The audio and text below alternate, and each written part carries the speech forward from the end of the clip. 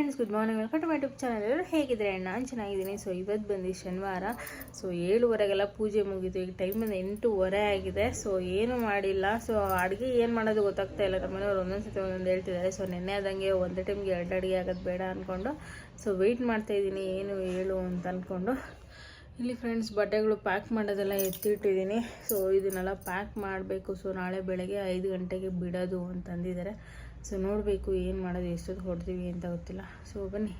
ಯಾಕೋ ಮೂಡೇ ಸರಿ ಇಲ್ಲ ಫ್ರೆಂಡ್ಸ್. ಮಳೆ ಬರ್ತಾ ಇದೆ, ವೆದರ್ ಕೂಡ ಚೆನ್ನಾಗಿಲ್ಲ, ಚಳಿ. ಸೊ ಒಂಥರ ನಿದ್ದೆ ಬರೋ ಥರ ಆಗ್ತಾಯಿದೆ. ಸೊ ಬೇಗ ಏನಾದರೂ ನಾಷ್ಟ ಹೇಳಿದ್ರೆ ನಾಷ್ಟ ಮಾಡಿಬಿಟ್ಟು ಒಂದು ಸ್ವಲ್ಪ ಹೊತ್ತು ಮಲಗಬೇಕು. ಯಾಕಂದರೆ ನಾಳೆ ಬೆಳಿಗ್ಗೆನೇ ಹೊರಡೋದು. ಇನ್ನು ಕೆಲಸಗಳು ಬರೀ ಜಾಸ್ತಿ ಇದೆ, ಹೊರಗಡೆ ಹೋಗಬೇಕು. ಏನು ಮಾಡ್ತೀನಿ ಅನ್ನೋದು ಗೊತ್ತಾಗ್ತಿಲ್ಲ. ಸೊ ಫ್ರೆಂಡ್ಸ್, ಫೈನಲಿ ಅಡುಗೆ ಏನು ಮಾಡೋದು ಅಂತ ಗೊತ್ತಿರಲಿಲ್ಲ. ನಮ್ಮ ಮನೆಯವರೇ ನಾಷ್ಟ ಮಾಡಿಕೊಡ್ತೀನಿ ಅಂತ ಹೋಗಿದ್ದಾರೆ. ಸೊ ಏನು ಮಾಡ್ತಿದ್ದಾರೆ ಅಂದರೆ ಈರುಳ್ಳಿ ಗೊಜ್ಜು ಮಾಡ್ತೀನಿ ಅಂತ ಹೋಗಿದ್ದಾರೆ. ಬನ್ನಿ ಹೇಗಿದೆ ಅಂತ ಕೇಳೋಣ ಅವ್ರ ಹತ್ರ. ಶೆಫ್, ಏನು ರೆಸಿಪಿ ಮಾಡ್ತಾಯಿದ್ದೀರಾ? ನನಗೂ ಗೊತ್ತಿಲ್ಲ. ಒಟ್ಟಲ್ಲಿ ಏನೋ ಒಂದು ಮಾಡ್ತಾಯಿದ್ದೀರಾ ಅಷ್ಟೇ. ಚೆನ್ನಾಗಿರುತ್ತಾ ಶೆಫ್?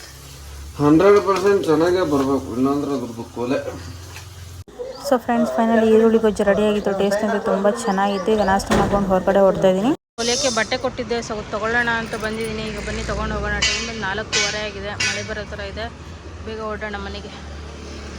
ಬೆಳಗ್ಗೆ ಈರುಳ್ಳಿ ಗೊಜ್ಜು ಮಾಡ್ಕೊಂಡು ತಿಂದಿದ್ದೆ ಅಷ್ಟೇ. ಆಮೇಲೆ ಸ್ವಲ್ಪ ಕೆಲಸ ಇತ್ತು, ಅದನ್ನೆಲ್ಲ ಮುಗಿಸೋಷ್ಟರಲ್ಲಿ ಇದಕ್ಕಿದ್ದಂಗೆ ಯಾಕೋ ಕೋಲ್ಡ್ ಆಗೋಗಿದೆ. ಯಾಕೆ ಅಂತ ಗೊತ್ತಿಲ್ಲ. ಸೊ ವೆದರ್ ಬೇರೆ ಬೆಳಗ್ಗೆಯಿಂದ ಸರಿ ಇಲ್ಲ, ಸಿಕ್ಕಾಪಟ್ಟೆ ಚಳಿ ಅಂದರೆ ಚಳಿ. ಸೊ ಈಗ ನೋಡಿದ್ರಲ್ಲ, ಹೊರಗಡೆ ಹೋಗಿದ್ದೆ. ಈಗ ಬಂದ್ಬಿಟ್ಟು ಈಗ ಟೈಮ್ 4:15 ಆಗಿದೆ ಫ್ರೆಂಡ್ಸ್. ಇವಾಗ ನಾಷ್ಟ ಮಾಡ್ತಾಯಿದ್ದೀನಿ ನಾನು. ಸೊ ಮೊಸರನ್ನ ತಿನ್ಕೊಳ್ಳೋಣ ಅಂತ ಮೊಸರನ್ನ ತಿಂತಾಯಿದ್ದೀನಿ.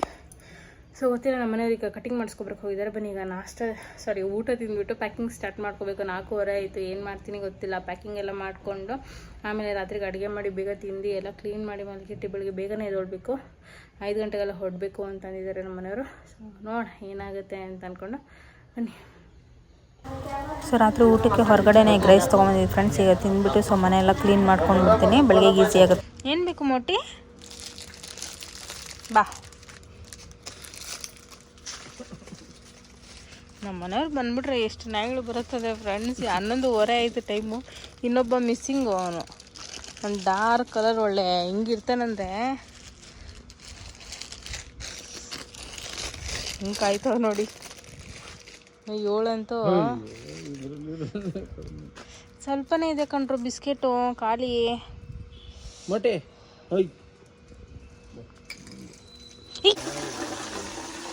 ಖಾಲಿ ಆಯ್ತು. ಹೋಗಲೇ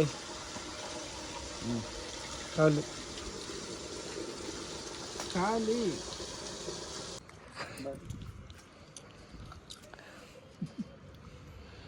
ಏನು ಮುಟ್ಟಿ ಹೆಂಗೆ ನೋಡ್ತಿದ್ಯಾ? ಎದ್ದು ನಡಿ ಒಳಗಡೆ.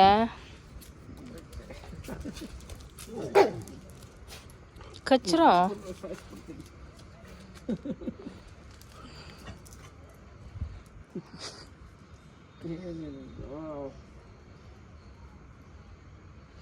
ಹಲೋ ಸರ್, ನಡೀರಿ ಎದ್ದು ಒಳಗಡೆ.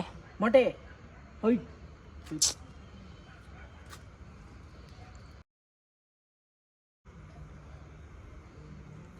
ಅವನಿಗೆ ಮಸಾಜ್ ಆಗ್ತೈತೆ, ಮಸಾಜ್ ಮಾಡಿಸ್ಕೊಂತ ಅವನು ನೋಡು.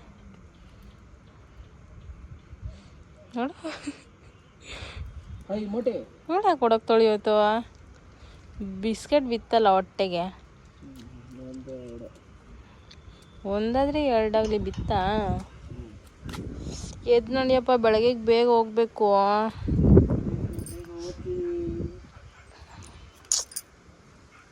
ಅದು ಕತ್ತತ್ರ ಹಂಗೆ ಇಟ್ಕೊಂಡು ಕಚ್ಕಿಚ್ಬಿಟ್ರೆ ಏನು ಮಾಡ್ತೀಯಾ?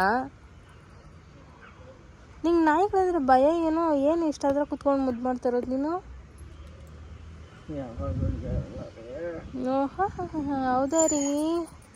ಅದಕ್ಕೆ ನೋವಾಗುತ್ತೆ ರೀ ಪಾಪ. ಹೇ ಇದ್ದಿದ್ರೆ ಯಾವ ಇರ್ತಾ ಇರಲಿಲ್ಲ. ಓಡೋರು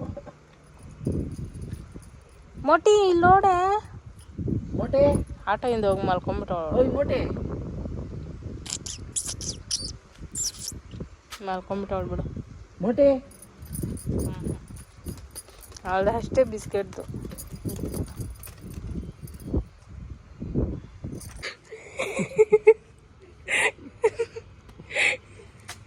ಇಷ್ಟೊತ್ತಲ್ಲಿ ಏನು ಬಂತಿರ್ತಾ ಇದೆಯೋ? ಎಲ್ಲ ಗಲೀಜು ಮಾಡ್ಬಿಟ್ಟು ಗಾಡಿ ಎಲ್ಲ ಗಲೀಜು ಮಾಡ್ಬಿಟ್ಟು ರಾತ್ರಿ ಎಲ್ಲ ಇದೆ ಅನ್ಸ್ತೀರಿ ಗಾಡಿಗಳೆಲ್ಲ ಗಲೀಜು ಮಾಡೋದು. ಪುಸಿ ಪುಚ್ಚಿಮ್ಮ ಕಣ್ಣು ನೋಡಿ ಹೆಂಗೈತೆ. ಗಾಯ ಆಗ್ಬಿಟ್ಟೈತ್ರಿ ಮೂಗತ್ರ. ಪುಚ್ಚಿಮ್ಮ ಇದು ಪುಚ್ಚಿಮ್ಮ. ಇದು ಇನ್ನೊಂದೆಲ್ಲ ಬ್ಲ್ಯಾಕ್ ಕಲರ್ ನಿನ್ ಜೊತೆದಿಲ್ಲ ಇಲ್ಲ ನಿನ್ ಜೊತೆದು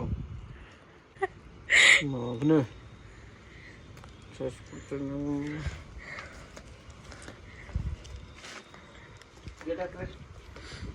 ಎಲ್ಲಿ ತಗೊಂಡು ಹೋಗ್ತಿದ್ಯಾ ಅದೇ ನೀನು?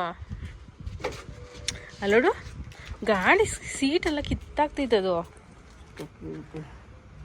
ಪುಚಿಂಗ್ ಪುಚಿಂಗ್